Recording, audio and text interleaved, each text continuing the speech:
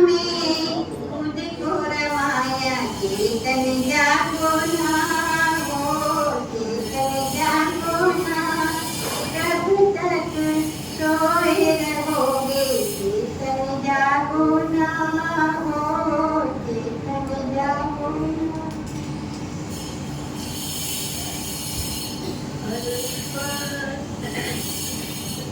अल्पश्रुतं श्रुतवतां परिहासधाम पद्माभिरेव मुखरि गुरुदेवनामा यत्कोकिलकिलनादं मनसंस्थिताति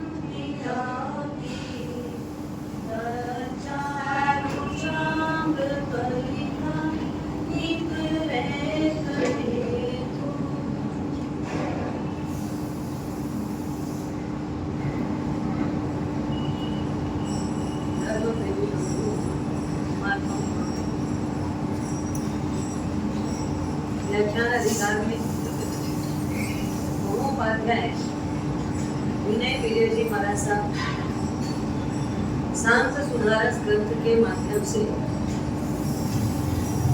फरमा रहे हैं शरीर कैसा है, कौन सी भावना चल रही है, असुचि भावना। शरीर कैसा है, असुचि भावना। शरीर कैसा है, गंदगी से भरा हुआ। शरीर में क्या क्या अच्छा है, हाँ? शरीर में क्या क्या अच्छा है, आत्मा अच्छी है, उसके सिवाय शरीर स्वयं खराब। अगर उसको तत्व की दृष्टि से देखें तो शरीर असुचि का पिंड है। शरीर क्या है, असुचि का पिंड है। एक तरह बोला जाता है मनुष्य का जन्म मिलना दुर्लभ है। बड़े भाग मानुष तन पावा सुर नर मुनि जन दुर्लभ था। बहुत किस्मत से मनुष्य का तन मिलता है। क्या मिलता है, बड़े भाग मानुष तन पावा। बहुत भाग्य से मनुष्य का तन मिलता है, क्योंकि इस तन में कौन है, मन है, और मन में भी कौन है, चेतन। कौन है, ये तन है। तन को सही गलत समझने के लिए मन है, और मन को गहराई में, शुभ में, शुद्ध में ले जाने के लिए कौन है, चेतन। मनुष्य का तन ऐसा है जो तन चाहो तो कहां ले जाए। कल कहा था ना, पानी को ढलाव में जाना है तो इजी है, ऊपर चढ़ाना है तो मोटर चाहिए, पंप चाहिए, पाइप चाहिए, उसके बाद ही उसके सहारे वो ऊपर चढ़ता है। अगर आत्मा को ऊपर चढ़ना है, आत्मा को ऊर्ध्वारोहण करना है, आत्मा को अगर विकास करना है, तो वो किसके जरिए कर सकती है, किसके जरिए, आत्मा को अगर विकास करना है तो किसके जरिए कर सकती है, शरीर के जरिए। किसके जरिए, मनुष्य शरीर के जरिए, मनुष्य जन्म के जरिए। आत्मा विकास कहां से हो सकता है, मनुष्य तन से आत्मा मोक्ष जा सकती, अन्य किसी तन से मोक्ष होता है पूर्ण विकास मात्र और मात्र किससे मिलता है, मनुष्य शरीर से। उसके सिवाय कोई शरीर नरक से, तेयंच से, देवजनक से देव नहीं जा सकते। क्यों, वो तो पलक झपकते सब बदल सकते, पलक झपकते यहाँ कहाँ नहीं जा सकते, तो वो मोक्ष में नहीं रह सकते। क्यों नहीं जा सकते? संयम ग्रहण नहीं कर। तब संयम ग्रहण करोगे तो मोक्ष में जाओगे। आपको मोक्ष में नहीं जाना है तो आप संयम ग्रहण क्यों नहीं करोगे? आपको पता है देव संयम ग्रहण नहीं कर सकते, इसलिए वो मोक्ष में नहीं जा सकते। तो फिर प्रश्न है, आपको मोक्ष में जाना है कि नहीं जाना? जाना है। और आपको पता है कि अगर मेरे को 10-20 करोड़ 50 करोड़ रुपए कमाना है तो मुझे इस प्रकार का काम करना पड़ेगा। तो आप वो काम करने के लिए प्लानिंग कर लेते, पुरुषार्थ करते और उस तरीके से आप उसको प्राप्त कर लेते। प्लान कर रहे हो, पुरुषार्थ करो और प्राप्त करो। तो आपका प्लान है, प्लानिंग तो करो। प्लान है मोहन जी? हाँ, प्लान है कि नहीं? पढ़ेगा तो कौन से जन्म में करेंगे? हाँ, अब बोलोगे बात मेरी किस्मत है, तो किस्मत तो अपन ने लिखी है, किसी और ने नहीं लिखी। और जो लिखना है वो भी अपने को ही लिखना पड़ेगा, कोई और लिखने वाला नहीं है। तो किस्मत की बात कुछ नहीं। पहली बात, मोक्ष में अगर जाना है तो किस्मत से नहीं जाया जाएगा। किससे जाया जाएगा? पुरुषार्थ से। मेहनत करनी पड़ेगी। तो अगर ऊपर उठना है, आत्म विकास करना है, तो शरीर भी कौन सा चाहिए? मनुष्य जन्म चाहिए। पर मनुष्य जन्म में आकर के अगर हम उसकी वैल्यू ना करें तो क्या होगा? ये भी चला जाएगा, ये भी चला जाएगा। फिर हाथ में कुछ नहीं रहेगा, हाथ मलने के सिवाय कुछ भी नहीं रहेगा, हाथ मलते रह जाएंगे। आई हुई चीज, मिली हुई चीज अगर हम उसका उपयोग ना करें तो छूट जाने का, अस्थायी है। ये सब चीजें कैसी है? अस्थायी। करोगे तो मिलेगा, नहीं करोगे तो नहीं मिलेगा। करोड़ों चीज आपके पास क्यों ना हो, आपके पास कोई भी चीज क्यों ना हो, करोगे तो कुछ पाओगे, और जो करोगे वो पाओगे, जैसा करोगे वैसा पाओगे। बड़े भाग मानुष तन पावा। इसी बात को गांधी जी ने क्या बोला? यह काया माटी से बदतर, यह काया माटी से बदतर, और यह काया कंचन से ऊपर, यह काया कंचन से भी ऊपर। और एक तरफ क्या बोल रहे? यह काया माटी से बदतर। इस कीमत को, इस काया की कीमत को अगर हम नहीं समझे तो यह बदतर है, और समझ लिए तो कंचन से भी ऊपर है, सोने से भी ज्यादा कीमती है। अब आपको ये समझना है कि हम इस काया को कस रहे हैं या नहीं कस रहे हैं। इस काया को थोड़ा सा भी अगर श्रम देना पड़े, थोड़ी सी भी अगर इसको कुछ ताकत लगानी पड़े, तो ये सबसे पहले क्या बोलता है? नहीं भाई, मुझसे तो नहीं होगा, हाँ? ये मुझसे नहीं होगा। क्या नहीं होगा? थोड़ा सा भी परिश्रम नहीं होगा, थोड़ा सा भी श्रम नहीं होगा। जो ये चाहता है उसके अतिरिक्त तो कुछ भी नहीं होगा, इससे उसके अतिरिक्त तो कुछ भी नहीं होगा। सुबह 4:30 बजे उठना है तुझे, तो ये तन क्या बोलेगा? मुझसे तो इतनी सुबह सुबह उठा नहीं जाता। और फिर हमने क्या किया? जो उसकी आवाज आई उसको बोला सो जा बेटा, कोई बात नहीं, मत उठना, ठीक है? आपने उसको सुला दिया, सोने दे दिया। अब वो सोने से आपकी आत्मा का नुकसान क्या हुआ?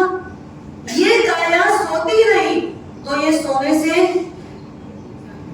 बदतर हो गई ना। तो हाँ, मिट्टी जितनी भी कीमत नहीं है, या तो हम बोले यह काया मिट्टी से बदतर, या यह काया कंचन से भी ऊपर। अगर ये मिट्टी से बर्तन है तो इसीलिए है कि हम इसकी सुनते हैं, इसकी मानते हैं, ये जो कहे वही करते रहते हैं, ये कहे उसके अतिरिक्त हम कुछ भी करते हैं। बाप जी आप बोलोगे ना तो एक बार हम लेट को कर देंगे, लेकिन हमारा ये तन बोलेगा ना तो हम इसकी बिल्कुल सुनवाई से चूकते। और सच बताना, देव गुरु धर्म की सुनवाई है या ये तन की सुनवाई है? हाँ? किसकी सुनवाई है? बस तन को दिया 8 दिन आए कि 18 दिन आए कि 50 दिन आए, मुझे कोई फर्क नहीं पड़ता। हाँ? मुझे कोई फर्क नहीं पड़ता। बाप जी मैं तो सुबह जल्दी उठ जाऊं ना तो मेरा सिर ही दुखता है, इसलिए मैं सुबह जल्दी नहीं उठ सकता। हो गया, किसको लेके बैठे? किसको लेके बैठे? आदत बांध के रखी है आपने, आपने ही ओढ़ा है ये आदत को। अब ये आदत आपको परेशान कर रही है, अब ये आदत आपको दुखी कर रही है, अब ये आदत से आप बेचैन हो रहे हो, पर ये आदत आपने पाली है ना, आदत और किसी ने नहीं पाली। अगर कपड़ा आपने ओढ़ा है तो वरना किसको ओढ़ेगा? आपने ओढ़ा तो क्यों? आलस आपने ओढ़ी है, आलस को खोल के निकाल दो, आलस निकाल के फेंको ना, क्या फर्क पड़ेगा? अगर नहीं निकालोगे तो यह मिट्टी से बर्तन है, और अगर आपने प्रमाण के साथ ढूंढ कर ली तो इस जन्म से ही हम जिनेश्वर बनने की साधना कर सकते। यही जीव शिव बन सकता है, यही आत्मा परमात्मा बन सकती है। इसी शरीर से आत्मा से परमात्मा बनने का पथ प्राप्त होता है, और किसी शरीर से नहीं करता। इसलिए यह कंचन से भी ऊपर है। इसलिए किससे ऊपर है? सोने से भी ज्यादा कीमती। हीरा जन्म क्या बोलते हैं? बोलते ना, गानों में तो बहुत गाते हो, भजनों में तो बहुत गाते हो। हाँ? हीरा जन्म व्यर्थ, हीरा जन्म व्यर्थ नहीं गंवाना। कितनी बार बोलते हो, समझते भी हो। आप में और अन्य सारे चराचर जगत के मनुष्य के सिवाय जितने प्राणी हैं, आप में और उनमें फर्क है, फर्क है। जन्म की अपेक्षा से फर्क है ना, है फर्क। उनको बहुत सारी चीजें नहीं मिली जिससे आत्मिक विकास हो सके। आपको उसकी उपलब्धि हुई है, आप उस उपलब्धि से ऊपर उठ सकते हो, और कुछ भी नहीं, जो जैसा है उसको वैसा मानना है। ये असूची से भरा हुआ है। कैसा है? एक बार मैंने शायद आपको एक घटना सुनाई, याद होगी आपको। इस बार सुनाई थी, पिछली बार सुनाई, याद नहीं मुझे। गोबर की मिठाई के ऊपर सोने का बरक, याद है? एक बार एक लड़के को सगाई के बाद लड़की वालों ने, पहले लड़के को लोगों ने, ससुराल वालों ने पहली बार जब गया तो सारा सारी उसको मस्ती में, मजाक में बकरी की लीड होती, उसकी सब्जी बना दी। सब्जी उसने खाई नहीं, खाने दिए नहीं, लेकिन उसकी सब्जी बनाई मस्ती में। ये लगते जीजू को क्या क्या समझ में आता है। अब जैसे उन्होंने कौर लिया, सब्जी रोटी लगाई, मुंह में डालने वाले तो क्या खा रहे हो बताए? क्या है? चना होगा, क्या होगा, एक होगा मारवाड़ी के घर में। हाँ भाई बोल तो वही दिखता है। अब देखो सही खोल के पहले क्या है, क्या है बोलो, और क्या नया कुछ है क्या?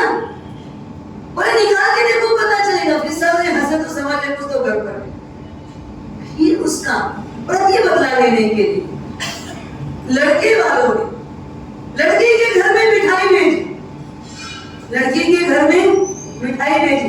बढ़िया सोने का था, या तो भगवान के मंदिर में सोने का था।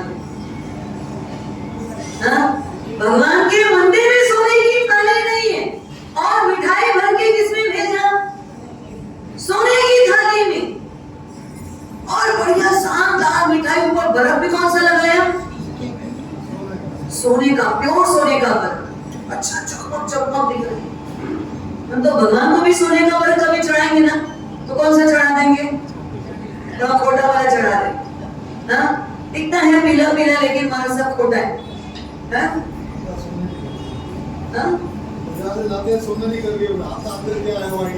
बस वैसे ही हुआ वो भी। अभी हम बाजार से लाते हैं, वो भी आए, हमको पता नहीं। वैसे ये शरीर को भी हम समझ, हमको पता नहीं हम समझ क्या रहे और है क्या वो।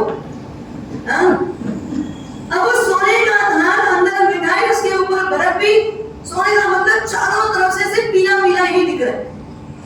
साथ में संदेश भेजा, मिठाई अभी अभी खारी हुई है, थोड़ा रुक करके फिर इसका पीस करना। अब लड़की वाले के घर से मिठाई आई है, सासू माँ को लगे मेरी बहू यहाँ से इतनी अच्छी मिठाई आई है, अड़ोसी पड़ोसी सबको बताओ, सबको एक छोटा छोटा पीस दो दूं, कि देखो कितनी बढ़िया मिठाई, सोने का बर्फ लगा के, सबको चांदी का लगाते। पर बर्फ हरने के लिए बोला है, बट हरने के लिए बोला है, तो थोड़ा सा सोचे आग के आजू बाजू रखो तो थोड़ा जल्दी जल्दी सूख जाए। तो लगा ऐसा सूखा गया सूखा गया सूखा गया, तो लगे थोड़ा सूख रहा है, थोड़ा नहीं सूख, थोड़ा पीस कर लेते हैं, ताजा ताजा में टेस्ट अच्छा आएगा। तो एक खुरपा लिया, छोटा सा पीस करने के लिए किया, तो अंदर काला काला क्या है? ये काला काला टाइप का क्या है? हल्का सा बर्फ लगाया, तो ये कौन सी चीज की मिठाई है? क्या पदार्थ डाला है? हाँ, कौन सा पकवान है ये? भाई क्या एसेंस डाला, क्या उसमें मटेरियल डाला, इसका अलग बता दो।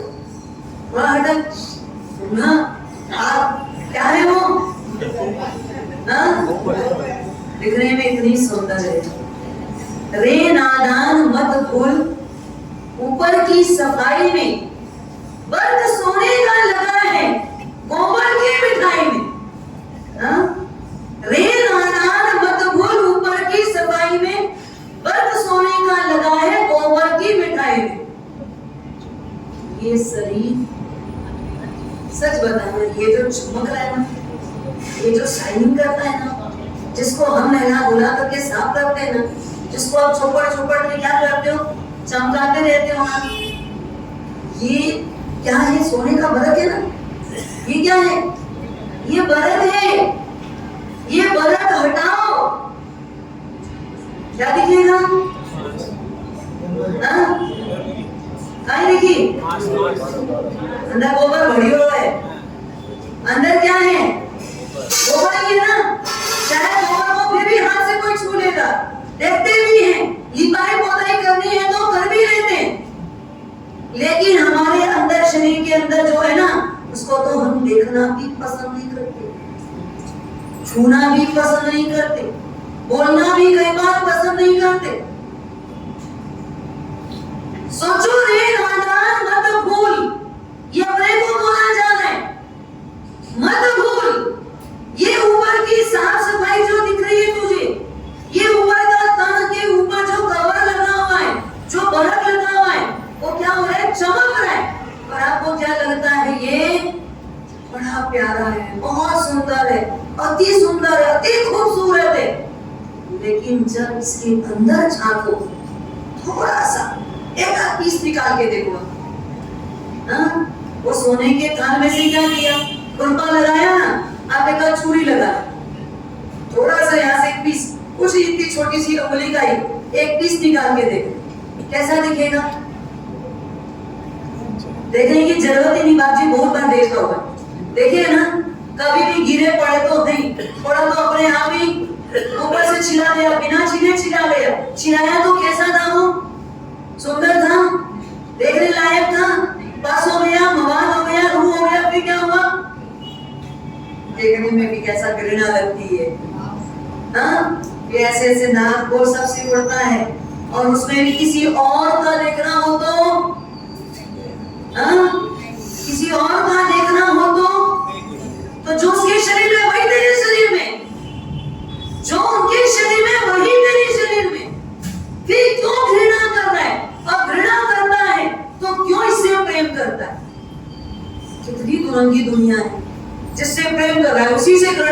है, जिससे घृणा करता है उसी से प्रेम कर रहा है।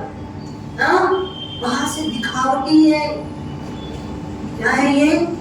दिखावट। आपका प्रेम है कि घृणा? क्या दिखावटी है? आपका प्रेम दिखावटी है कि आपकी घृणा दिखावटी है? हाँ? नहीं, दोनों तो दिखावटी है। प्रेम तो वास्तविक है। प्रेम वास्तविक है आपका। मेरे को मेरे शरीर से ज्यादा कुछ भी प्रिय नहीं है। घृणा तो क्या है? तात्कालिक आई, बस वापस चबड़ी आ गई, फिर कुछ नहीं लगा। लगा क्या? प्रेम तो शायद आपका शरीर से बनावटी नहीं है, ओरिजिनल है। आखिरी दम तक, मरते तक एक नाक पे भी मक्खी बैठे ना तो हम उड़ाने की इच्छा रखें। इतना सा भी उसमें कुछ खरोच आना नहीं चाहिए, इतना सा भी दाग लगना नहीं चाहिए। कांच के सामने जाकर के खड़े हुए, काला काला दाग दिखने लगा, कांच में था, आप लिए फट फट फट फट कांच को पोंछने लगे। भाई इधर से देखा तो भी था, इधर के कांच में था, उसको फिर पोंछा। तो मैं सोचा कर क्या रहे भाई तू? बोले कांच में कहीं काला दाग लगा। काला दाग कांच में नहीं लगा, काला दाग तेरे चेहरे पे लगा। सफाई किसकी करनी पड़ेगी? क्योंकि मुझे काला दाग बिल्कुल पसंद नहीं है। अब दाग यहाँ लग गया, सफाई उसकी कर रहे हैं तो चलेगा? चलेगा? जिस देह से आपको राग है, ये एक दिन राख में परिवर्तित होगा। देह का राग राख में बदल जाएगा। क्या होगा उससे ज्यादा? इस प्रसाद की राख को कम से कम ज्वेलर्स के शोकेस में देवा भैया रखवाएंगे कि नहीं? हाँ, बहुत। अब इसको हम सजा के संभाल के रखेंगे तो इसको अपने ज्वेलर्स में रखेंगे कि नहीं रखेंगे? डायमंड के शोरूम में रखेंगे कि नहीं रखेंगे? जयपुर वाले, जयपुर ज्वेलर्स रखेंगे कि नहीं रखेंगे? उसको सजा के, संवार के, बसा के रखेंगे। अरे वो तो जानता ही रहेगा और हम मुंह मोड़ के आ जाए, वो जलता ही रहेगा। लोग मुंह मोड़ के आ जाते हैं, कोई देखने भी नहीं जाता, बस ये शरीर है। कितना भी श्रृंगार किया, कितना भी सजाया, कोई फर्क पड़ेगा? शरीर को कोई फर्क? अंदर जो है वो वही रहेगा, अंदर जैसा है वैसा ही रहेगा। असूची भावना, ये काया मिट्टी से बढ़कर और ये काया कंचन से ऊपर, इसे पाए सो कर्म जो करता वही बड़ा ज्ञानी नर है। बड़ा ज्ञानी कौन है? ज्ञानी इंसान कौन है? इसे पाए शुभ कर्म जो कर, इसको प्राप्त करके क्या करना है? क्या करना है? हाँ? शुभ कर्म करना है। शुभ कर्म का मतलब आपको तो यही लगता है जो करते हो सिर्फ शुभ कर्म है, जो करते हो सब शुभ ही ना, शुभ कुछ करते हो क्या? आपको तो ये लगा अगर मैं भोजन करने बैठा हूँ तो ये भी क्या है? मैं मेरे भगवान को भोग लगा रहा हूँ, तो ये भी मेरा शुभ कर्म हो गया। अगर मैं मेरे बच्चे को खिला पिला रहा हूँ तो ये मेरा क्या हो गया? महाराज साहब ने बोला है जो समान धर्म का आचरण करते हैं उनकी भक्ति करनी चाहिए, तो ये बच्चे मेरे क्या हो गए?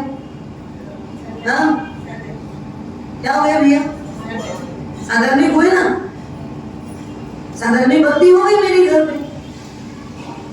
अरे महाराज साहब, पूरी दुनिया पैसे को ही परमात्मा बोलती है, पैसे को ही परमेश्वर बोलती है, और पैसा है तो सब कुछ है।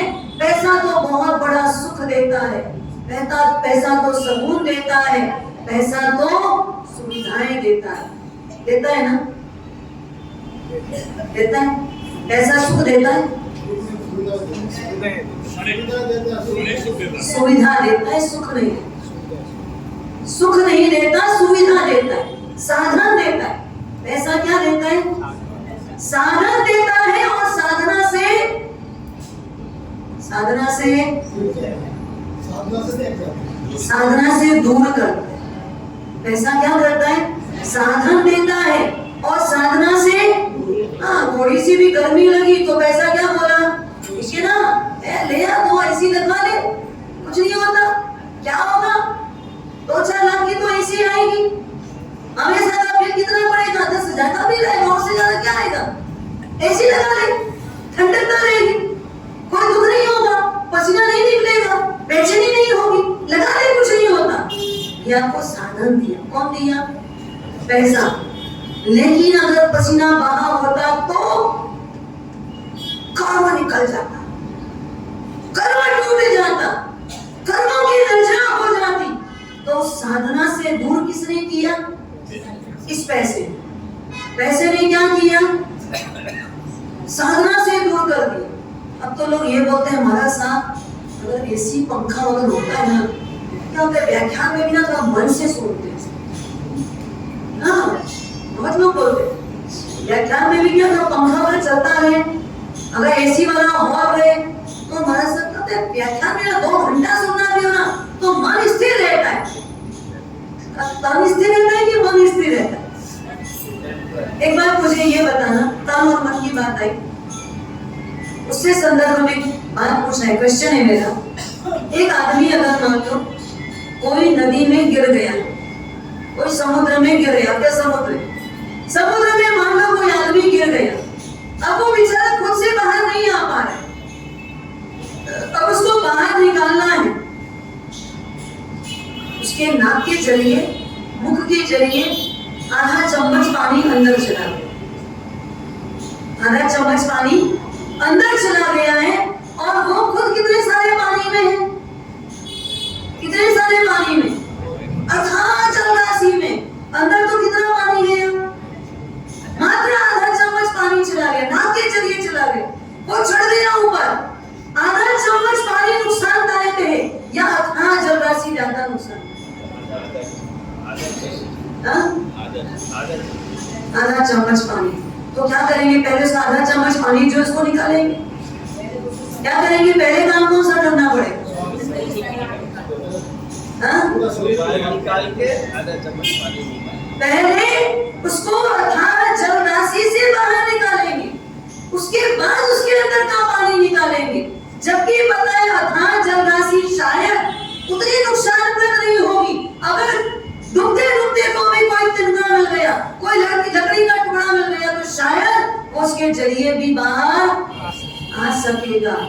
और जो आधा चम्मच पानी अंदर गया ना, उसकी जान ही, उसकी जान पर खतरा कर देगा, उसको मृत्यु दंड की सजा दे देगा।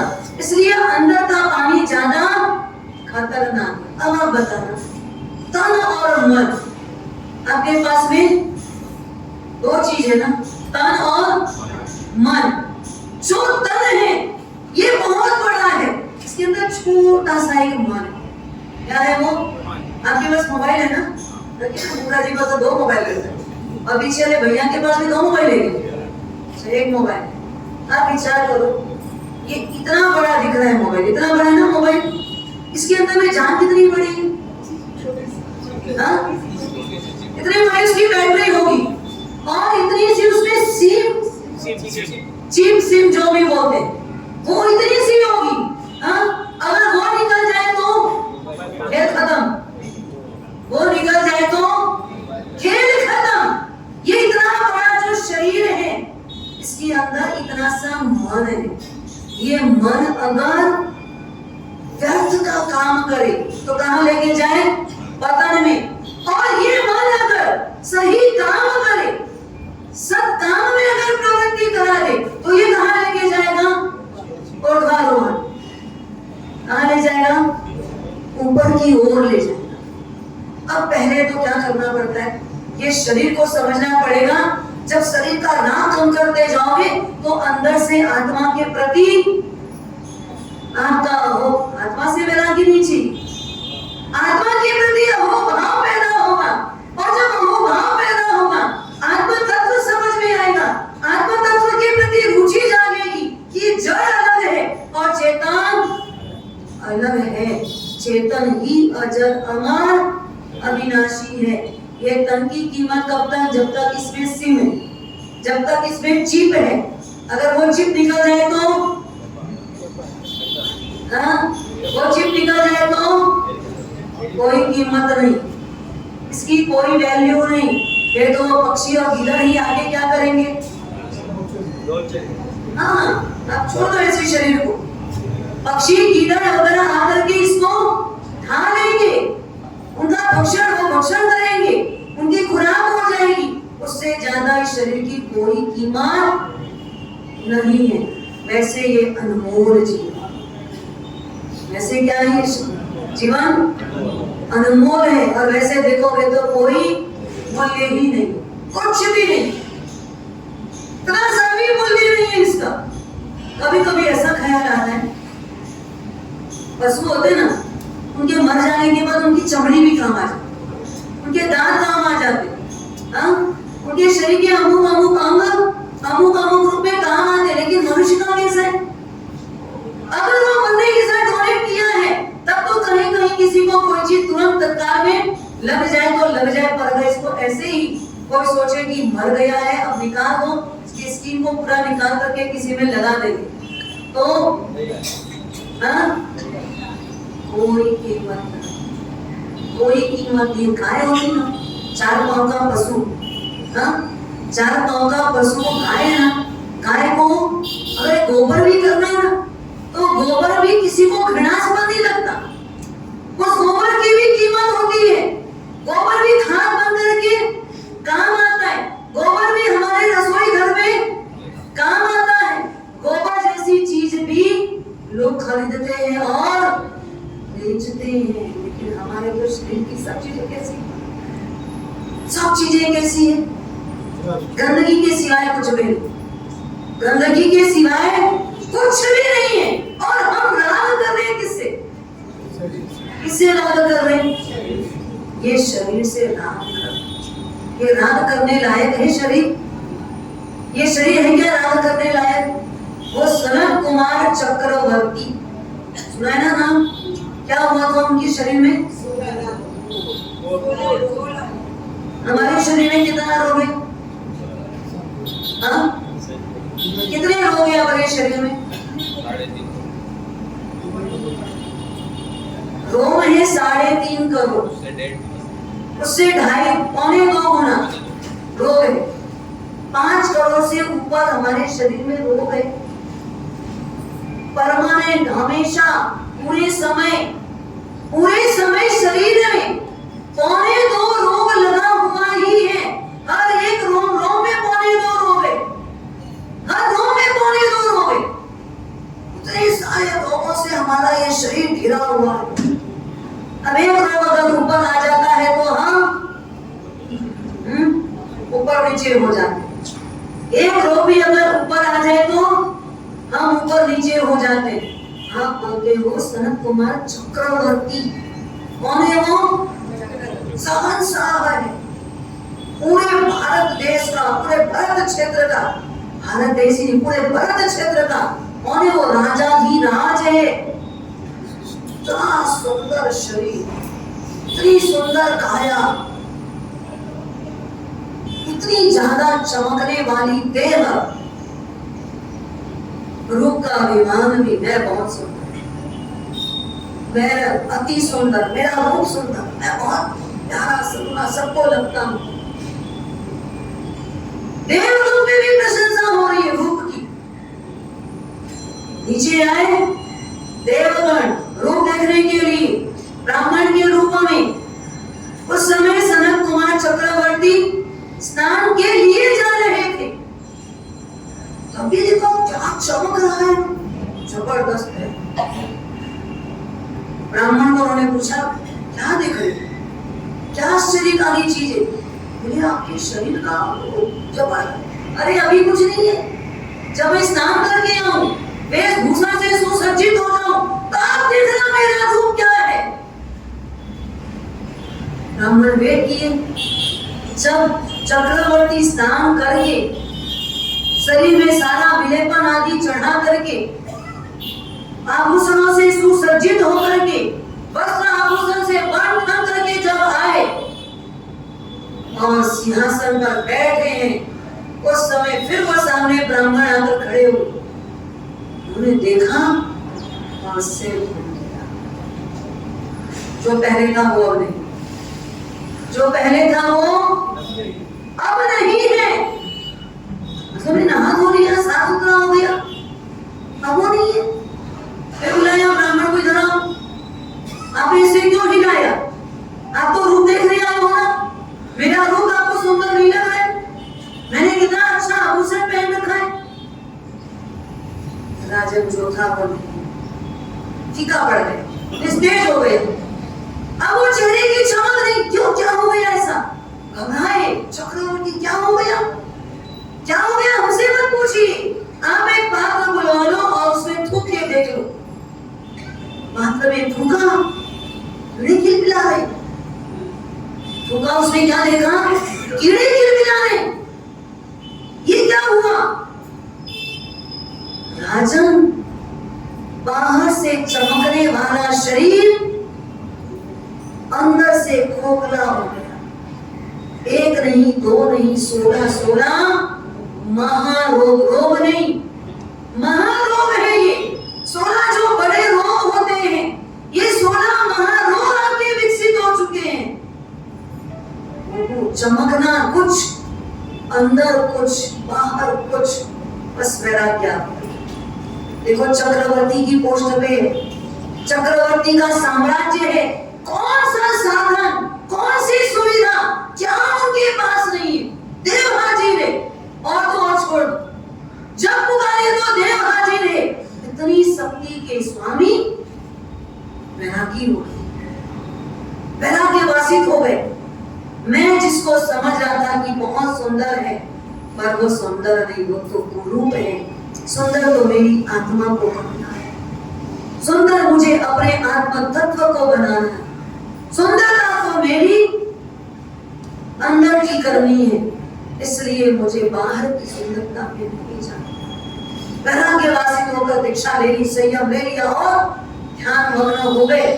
कौन से ध्यान में खड़े हैं? कुछ समय के बाद उनकी साधना की ताकत इतनी बढ़ गई, देवलोक में फिर प्रशंसा हो गई। देखो उनको कितनी बार ख्याल आता है।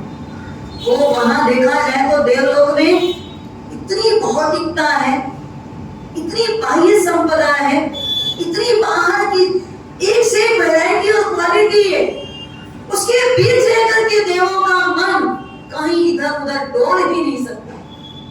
पर कभी कभी वो दृष्टि लगाते हैं, देखते हैं मृत्यु लोक में क्या हो रहा है, कौन कहाँ क्या कर रहा है, और ये ज्ञान का उपयोग लगाते हैं और देखते हैं ये तो ये मान रहे। देखा अचानक सनत कुमार चक्रवर्ती साधु बन गए, साधु बन के साधना इतनी जबरदस्त कर ली।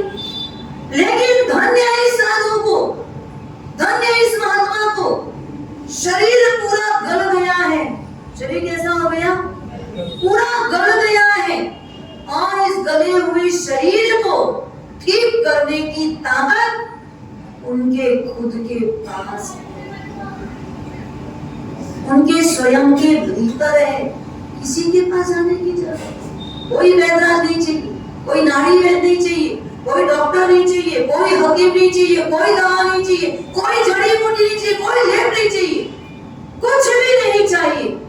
जो इस शरीर का रोग बाहर दिख रहा है, जो सड़ी हुई चमड़ी है, उस चमड़ी के सड़ांध को भी निकालने की ताकत इसके पास है, उस सनत कुमार चक्रवर्ती के पास है।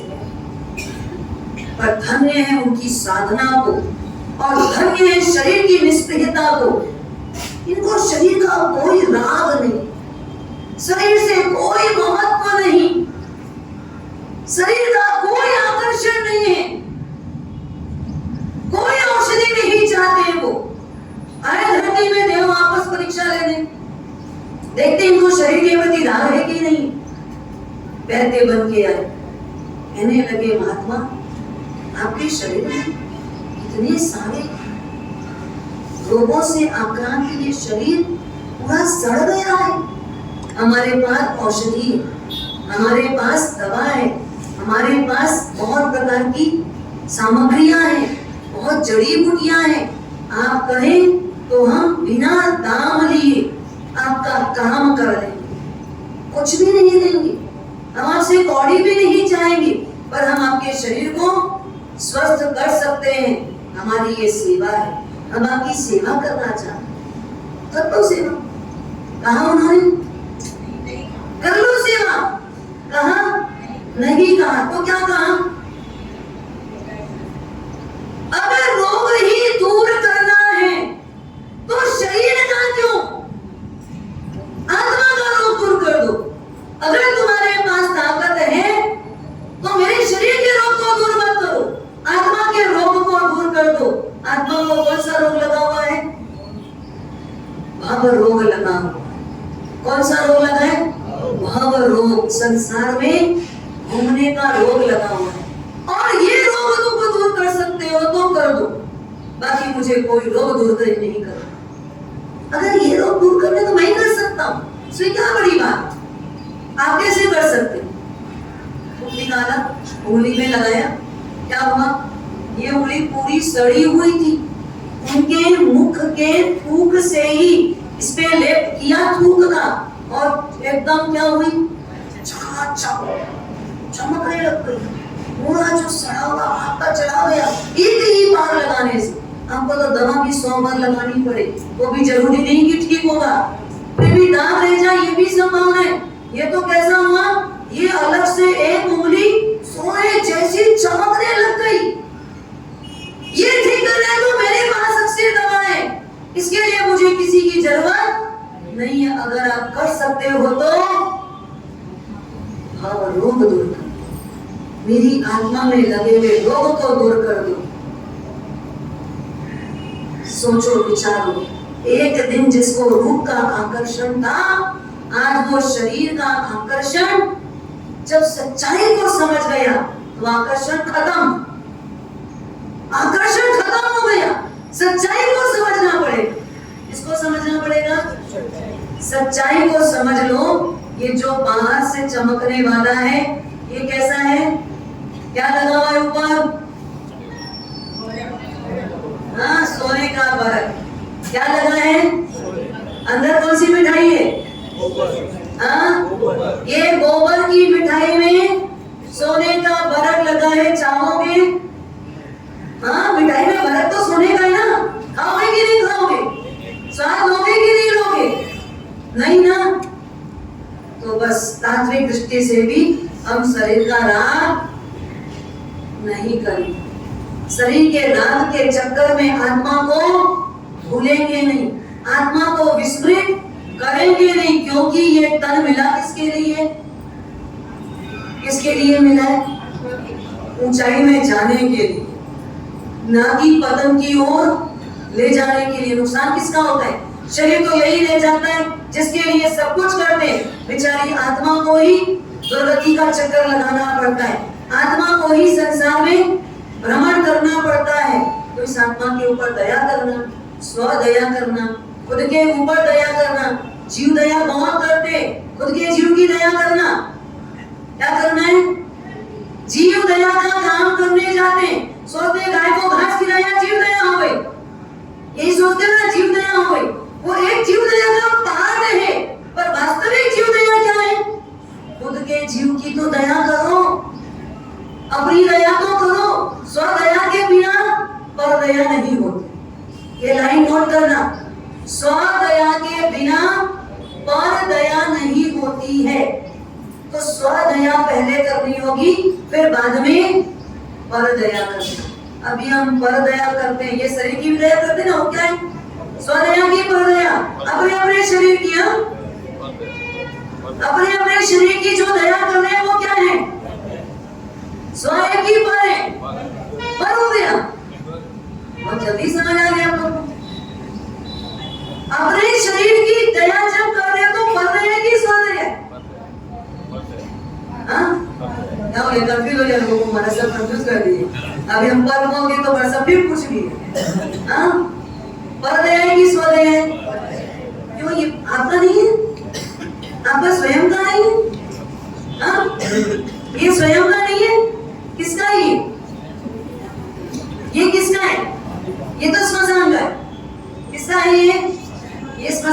धरोहर है, ये स्मशान की धरोहर है, उसको लौटाना पड़ेगा, देना पड़ेगा। आप नहीं देने जाओगे तो घर वाले आपका ये धरोहर छोड़ने जाते ना लोग, यही होता है ना। तो किस स्मशान की, तो जिसकी धरोहर है उसको दे दो, तो उसी की धरोहर उसको देना पड़ेगा। तो ये मेरा नहीं है, ये तन मेरा, बोलो ये तन, अच्छे से बोलना, ये तन तो किसका है? स्मशान का है। किसका है? शमशान का है। ये तन मेरा नहीं है। रट लेना, भोग लेना, याद कर लेना और बार बार बार बार समझाना, ये तन मेरा नहीं है। इस तन को प्राप्त करके मुझे करना क्या है? चढ़ना है। मुझे क्या करना है? चढ़ना है। पर प्रमाद नहीं करेंगे तो चढ़ पाएंगे। 4:30 बजे उठ जाना खाए के लिए। सावक उठे तू प्रभात, 4 घड़ी है पिछली रात। क्या बोला गया है? सावक उठे तू प्रभात, 4 घड़ी रहे पिछली रात। आखिरी की रात जब 4 घड़ी शेष रहे तब कौन उठ जाए? सावक शब्द का संबोधन हुआ ऐसे। जो भी पूर्वजों ने बनाया है, महापुरुषों ने उन्होंने ये लाइन पे यही बोला है, सावक उठे तू प्रभात, 4 घड़ी है पिछली रात। आप क्या समझोगे? सावक को बोला है, आपको नहीं बोला है ना? सावक में तो शामिता इंक्लूड ही है। सावक का धम्मोत्सव, सावक धर्म बोलने से दोनों ही आ जाते। तो साधु साध्वी को सोए देना है क्या? नहीं, उनको भी नहीं सोए देना, उनको तो पहले ही जाग रहे। वो जागे तो यहाँ आए, पर यहाँ आके भी फिर सोएंगे तो खतरा मोल लेना नहीं है। तो ध्यान रखना, प्रमाद दशा दूर करनी है। किसका आगमन होने वाला है?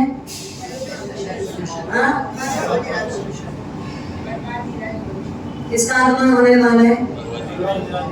आत्मशुद्धि का निदान करने वाला